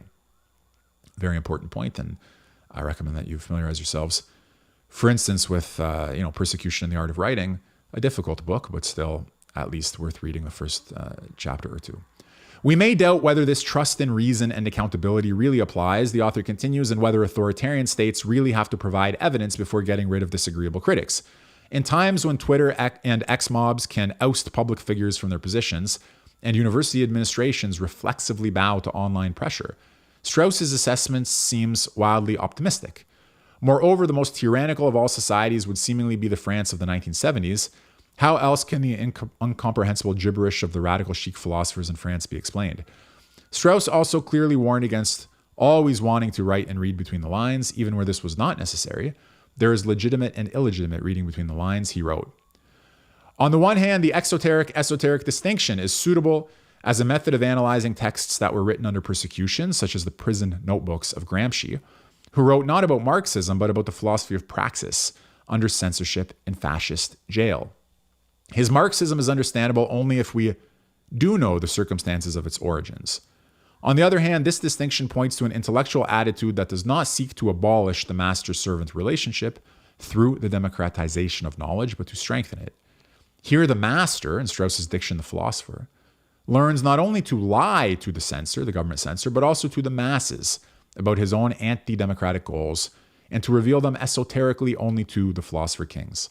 Strauss laments the fact that modernity has lost the acceptance of the gulf separating the wise and the vulgar, which until then had been recognized as a basic fact of human nature, that no progress of popular education can make up for, because philosophy or science was essentially a privilege of the few.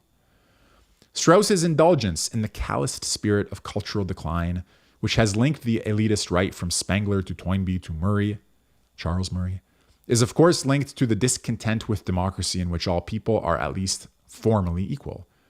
This creates the problem of how to say that people are naturally unequal in value, which is why there is no point in educating the proles, introducing comprehensive schools, free college, etc.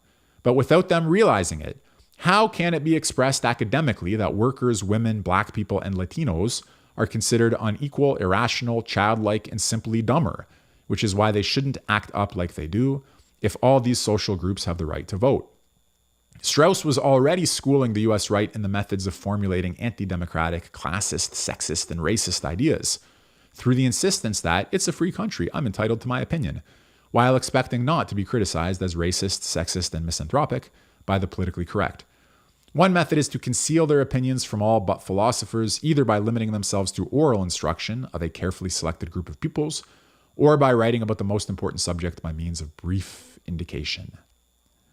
You might now think, let the assholes who despise the ordinary people who built their professorial luxury houses and cars, pick the tobacco leaves and grapevines, clean their apartments, cook and serve the food, deliver the mail and parcels, etc., pursue their passion among themselves. However, it is not that simple because contempt does not remain private. It came out of German far leader Bjorn Höcke, for example, when in an interview with the journalist who asked him about his demagogic way of speaking, he said with a nod and a wink that they both knew that some truths had to be expressed in populist terms so that the proles could also understand them. Only through such propaganda could they bring him to power, to which he lays a natural claim.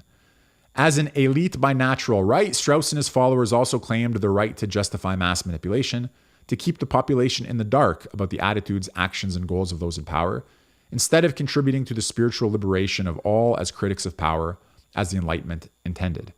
For Strauss, this also includes an instrumental relationship to religion.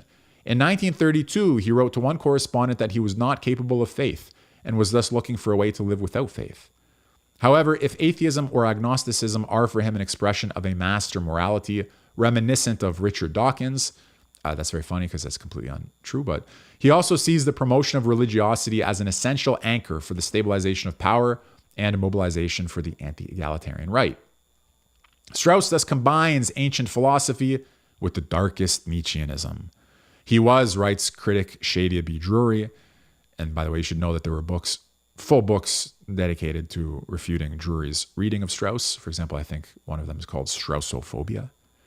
He was, writes critic Shadia B. Drury, not a traditional conservative nor a quiet interpreter of old texts, but a representative of a new brand of rabid, radical, nihilistic, and postmodern conservatism. Okay, I think we're on the last section here. Yes, we are. A couple more paragraphs. Just give me a second to pause, catch my breath, sip my coffee. We are reading in Jacobin.com. Leo Strauss was a theorist of counter-revolution. And I'm enjoying it. Okay, it's giving us something to discuss, to think about. It's not maybe 100% right on every point, but enough to serve as an intriguing introduction, I think, in the case of some of you anyways.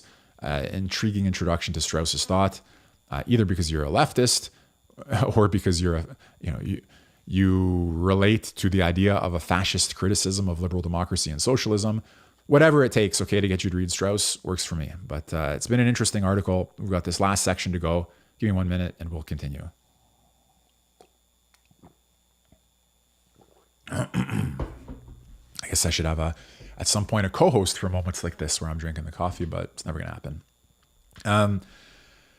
I will say, as usual, okay, like, share, subscribe, comment, anything you want to say about how good or bad the article is or why you love or hate Strauss. Questions, okay, even suggestions for other videos. Go nuts. Strauss retired in 1969. He finally died in October 1973 in Annapolis, Maryland. Just 5 weeks earlier, the market fundamentalists around Friedman and his Chicago boys, long close to Strauss, had put into practice their conviction that no people could be so stupid as to freely choose the dismantling of the welfare state and the capitalist, commodification of education, health, pensions, etc. Their free market instead had to enter the world via the detour and tortures of dictatorship, with Augusto Pinochet's counter-revolutionary regime in Chile. Strauss, on the other hand, believed that even with universal suffrage, the people, this big lout, could be kept under control. Still, Strauss would also enjoy power, at least indirectly, just as the incel takes refuge in Übermensch philosophy out of his narcissistic inferiority complex. Strauss offers a home to many misanthropes. Nietzsche's poison is always at work, and Strauss embodies it. Even during his life, a large following developed around him. Some speak of a cult due to the cultivated culture of a small conspiratorial group of the chosen. By the way, guys, by virtue of watching this video and spending time with me, I'm sorry, but you are part of this cult. A few selected quote-unquote Straussians became famous as hawkish neocons, even so-called Leocons. The most important was Paul Wolfowitz, Deputy Secretary of Defense in the George W. Bush administration. He pushed for a war against Iraq already before 9/11, and the very next day tried to persuade National Security Council member Richard Clarke to establish a link between Iraq and the Twin Towers attacks because it was too sophisticated and complicated an operation for a terrorist group to have pulled off by itself. When this didn't work, Clarke later resigned in protest. The Bush administration justified the war by citing alleged weapons of mass destruction that could reach NATO bases in the eastern Mediterranean within 45 minutes. Wolfowitz later admitted that Secretary of State Colin Powell lied before the UN General Assembly and that the evidence for the weapons was largely fabricated. The actual aim of the war had been another. Around 1 million people, the vast majority of them civilians, paid for it with their lives. In Straussian terms, this was a noble lie. And here I have to pause for a minute because to my mind, this is like pretty much a blood libel, okay?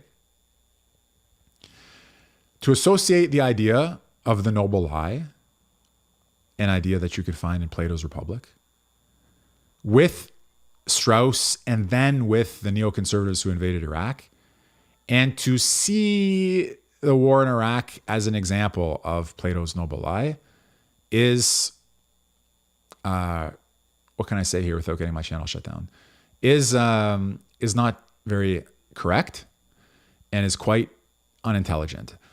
I do have a video on this channel somewhere from a long time ago, okay, if you look up maybe Millerman Noble Lie or something like that, where I get into this topic a little bit because, no, in Straussian terms, this was not a noble lie. All right, so I have to just push back against that. Or at the very least, let's say this.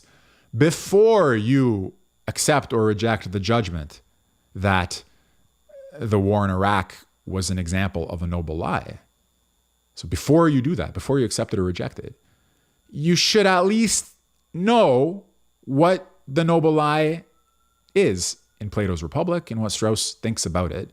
And then ask yourselves, was the war in Iraq an example of that? You know, does Plato say you should invade other countries, blood for oil, and tell people that you did it because of weapons of mass destruction? And that's the example of a noble lie. No. So anyway, I don't like that. That bothers me. You should really understand what's noble about the noble lie, what's a lie about the noble lie. Read Plato's Republic, understand what the meaning of that is, and disassociate, in my mind, okay? Not everybody's going to agree with me, obviously, but disassociate the Iraq war lies from the idea of a noble lie in Straussian / Platonic thought. But anyway, okay, fine. In Straussian terms, this was a quote-unquote noble lie, the kind that is still with us. When Donald Trump and his running mate were called out for spreading lies about Haitian immigrants eating white Americans' beloved pets, Vance responded, "If I have to create stories so that the American media actually pays attention to the suffering of the American people, then that's what I'm going to do. The spirit of Strauss is alive." All right, okay, interesting. So first of all, let's see the author. Ingar Solti is a senior research fellow in foreign, peace, and security policy at the Rosa Luxemburg Foundation's Institute for Critical Social Analysis in Berlin. Okay, I'm going to say something about this last paragraph, maybe, but let's just always give credit where it's due. I don't only read articles that we agree with because that would be kind of, that's just not what I like to do. Some of them we agree with fully, some of them partially, some of them not at all. But we should always give credit where it's due, okay? Because these articles give us occasion to think, and therefore we're grateful for them. This was Leo Strauss was a theorist of counter-revolution. The author's article is Ingar Solti, S-O-L-T-Y, is published October 11th of this year in Jacobin, Jacobin.com, and I think I have the link to the article in the description. Okay, so that was what we read. And you see they have an issue out on Trumpism and the global right. So I guess it's natural in some sense because, look, he did say what he said, right? J.D. Vance, let's go back down to that. You know, when the Haitians are eating our pets and you don't need me to remind you, that was so much is happening in this election cycle. You still have 2 weeks to go. But you remember when the Haitians were eating the cats and dogs. So J.D. Vance responded. He said, if I have to create stories so that the American media actually pays attention to the suffering of the American people, that's what I'm going to do. Now, it's interesting because this author has suggested that lying for a good cause is what the noble lie is. That's not quite right, but let's just go with it for now. Okay. Once again, disclaimer, that's not quite right, but let's go with it for now. So lying for a good cause is a noble lie. And Vance said, you know, it's a good cause because I'm gonna exaggerate a story or lie about a story or invent some details of a story or whatever, if it's going to be what draws attention to the issue. And for the author, that's the spirit of Strauss, and you can find it on the right. You find it with Trump. Now we ask ourselves really quickly, let's take that standard, you know, of the noble lie, understood in this way, something that's not quite right, but that's going to draw attention to an issue. Maybe that's the same as propaganda. Maybe that's the same as public relations. Maybe that's the same as marketing in some sense, okay? Just trying to attract attention through claims that may not be 100% accurate. And then you see, well, what about the Democratic media complex? Possibly inventing details. You know, Trump said that he loves Hitler's generals. You know, Trump read speeches of Hitler's before bed. I don't know how true that is. Maybe that's true. Maybe it's not true. Does it even matter? If it draws attention to the threat that Donald Trump poses to our democracy, maybe we can invent a source here or there, exaggerate a claim here or there. Did people get sick after eating McDonald's? Probably. Some people did. Is it a coincidence that the CDC or whoever it was went after McDonald's the day after Trump had a wildly successful, photo op there? Yeah, it could be a noble lie. Could be a noble lie. So in some sense, if you think about this, right, J.D. Vance said he's going to attract attention to an issue by using the most viral version of a story related to that issue. Who's not doing that? Everybody's doing that. What does that tell us? It tells us that political rhetoric, propaganda, or public relations are an inevitable part of all political life and activity. There's nothing necessarily deeply insightful about that. So what's so special about the noble lie? Was Plato the first person ever to see that politicians exaggerate or distort or lie or manipulate?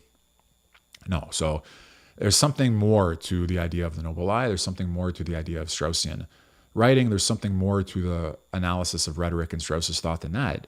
But what's good for the goose is good for the gander, or whatever they say. If you're going to accuse Trump and his team of exaggerating to attract attention to the issues that they care about, then, sometimes you attract attention. Sometimes you suppress attention. Democrats are awfully quiet about Diddy. Awfully quiet about other issues like that. Sometimes you can lie by omission. The noble lie by omission.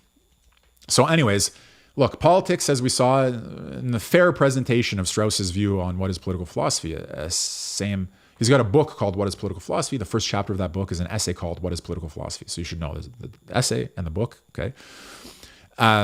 Political action aims at preservation or change. Preservation or change to make things better or worse. That's always going to have reference to some standard of the good, either implicitly and poorly thought out or explicitly and well thought out.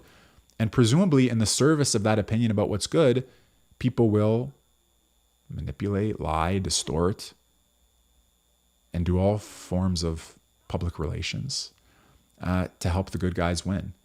So all the Democratic media does is lie. And our task is to understand what separates a vulgar lie from a noble lie. Is it just that, it's vulgar when you do it, noble when we do it, or is there something more to it than that? So read Leo Strauss, okay? That's I would say that's the punchline of this essay. Whether you're on the left, on the right, whether you're a liberal, whether you're nothing, whether you're something, whether you're one of the vulgar or one of the wise, just read Leo Strauss. There's a lot that you can learn from him.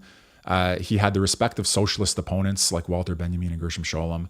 Okay, he studied with intelligent people like Heidegger and Neo-Kantians. He talk to us about the history of political thought from Plato to Hobbes to Machiavelli and Rousseau and everybody else. So he's a great, great teacher. And once again, for those of you who just are skipping ahead or who just arrived here, this other person who was mentioned, Heinrich Meyer, I said earlier, and I'm going to say again, that he has some nice books on Strauss, in particular the short book called Leo Strauss and the Theologico-Political Problem, I think is a nice comparison of Strauss and Schmitt. It's not even his only book on Strauss and Schmitt, but it just happens to be a nice, handy way of distinguishing between political theology and political philosophy. It also has some very good appendices, things of Strauss's that were never published anywhere else before they appeared in that book by Meyer. Okay, so look, I enjoyed that. Credit where it's due, as I said. I don't know that there's anything else to add. I didn't spend too much time in the comments, so maybe let me just put the comments up here and we will do that for a minute. So in other streams, I stop and I go through the comments kind of more rigorously, but a long article, I wanted to make sure we had a chance to get through it. So what's the best, Dom Sawyer asks, what's the best Strauss to read as an introduction? There are several good starting points. I think now that archive.org is back up, the Internet Archive, you can find Strauss essays there without having to buy the books right away. But the essay, What is Political Philosophy is a great essay to read. What is Liberal Education is a great essay to read. My Intro to Strauss course, if you actually go to millermanschool.com, you go to the catalog, I have a free course excerpts page thing where you can get some course lectures for free. And I have a full lecture on an essay by Strauss there, which could be a nice introduction for you. But, those are two good places. What is Liberal Education? What is Political Philosophy? German Nihilism, an essay by Strauss. It's a very nice one. But eventually, my mantra, a lot of people ask me where to start in general with this author, that author, Heidegger, and so on. And I can give you specific answers, but I also want to give you a general orientation, which is start anywhere and keep going. Keep going, because the more you read, the more you connect the dots. It might take a while to start piecing things together, but ultimately it's a circle. You got to work your way into the circle, work your way around the circle. Just get into it and then don't stop. Start anywhere and keep going. Okay, somebody's going to find it easier to start with X or Y or Z.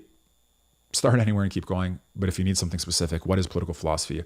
What is liberal education? Nothing is forgotten says, Spirit of Strauss is living in their walls. Leftists better be careful. Yeah, Strauss is everywhere. We Straussians are everywhere. Yeah, you never know. The person sitting across from you might be a Straussian, so watch out. As a wholeheartedly convinced and unrepentant anti-Semite, Professor Millerman is an invaluable resource. So I hope that you are a wholeheartedly convinced and unrepentant anti-Semite. Well, I ask you to reconsider. But in any case, I'm glad that you find me to be an invaluable resource. I assume that doesn't mean that I am a wholeheartedly convinced and unrepentant anti-Semite, because that's not right. Some criticism of the article, which is fine. The Miller-Mudick network is strong. Ain't that a fact? Jacobin is very Stalinist in its political orientation.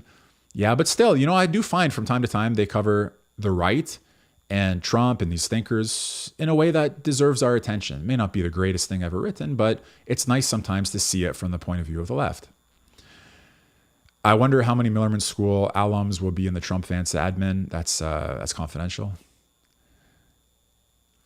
Positivism, we saw earlier discussed in the article. So positivism cannot prescribe good and bad. There is always an element of faith inserted. Yeah, so there's that issue, the fact, and Strauss is very critical of this notion that you can have a rigorous distinction between facts and values. And I think, if we go one step deeper, phenomenology was one of the methods that helped him to see that that's not right. Did Plato believe in the noble eye? Do I believe it? Did he, I guess that means Strauss maybe, or Plato teach me his secret teaching? Well, I'd tell you, but then I'd have to kill you, which I'm not going to do. So I better stay mum. What else do we have? Another request here, recommendations for works by Strauss to start with. Yeah, I'll say something else about that, which is Strauss wrote a lot of commentaries.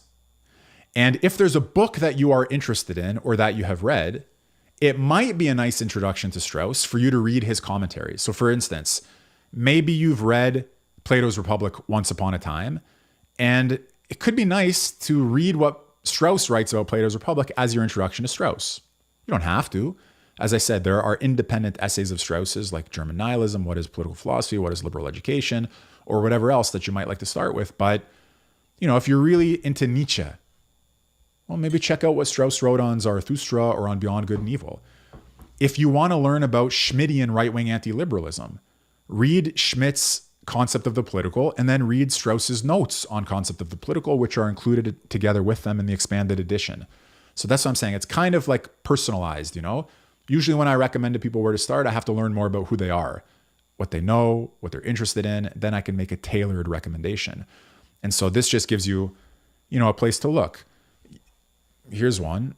I pointed out this book last little while, Strauss, Plato, Nietzsche by Lawrence Lampert, series of lectures. So if you're like, I kind of want to learn about Strauss, Plato, and Nietzsche all together at the same time, this could be a nice starting point. And then you just follow you follow the references, you follow the whatever, Golden Brick Road. You're reading Strauss on Nietzsche, and he says something on Hobbes that catches your eye, and then off you go into Strauss's Hobbes book. And, 10 years later, 20 years later, 30 years later, you're naming your kids Leo or whatever, or naming them Plato. Okay, so what were we doing, right? We were looking through the comments.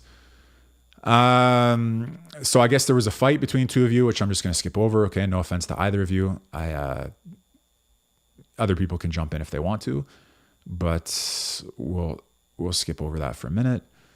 I think maybe that occupies. It looked like that went on for a while, so that's okay. People get heated and feel passionately about religion, about Christianity, about Platonism, and why not? That's fine. So it looks like that went on for a while. So I just see it was Leo Strauss, Olga. Hi, hello from Ontario. Tabula Rasa finished Bloom's Republic. Hi from Alabama. So hi, Tabula Rasa, if you're still here. I hope you enjoyed Bloom's Republic. Highly recommended reading, okay? It is the #1 best-selling course in my school, for what it's worth, is on Plato's Republic. And Bloom's a great teacher, so people should read Bloom. Bloom, as I mentioned earlier, was a student of Strauss's. And, many of the students of Strauss's were brilliant scholars in their own right. And Bloom is definitely one of them. So, okay. Rod wrote, Jewish neocon Leo Strauss, bravo. Well, there you go. So that was Strauss. Okay, is there anything else? I guess I'm not going to solicit your questions here. If you want, you can leave something in the comments. I'll try to address it. Otherwise, that's it for today. Thank you for spending your time here. Hope you enjoyed it. Like, share, subscribe. There are a bunch of links in the video description if you want to see what I do or where this article was. Take care. Be well. Goodbye.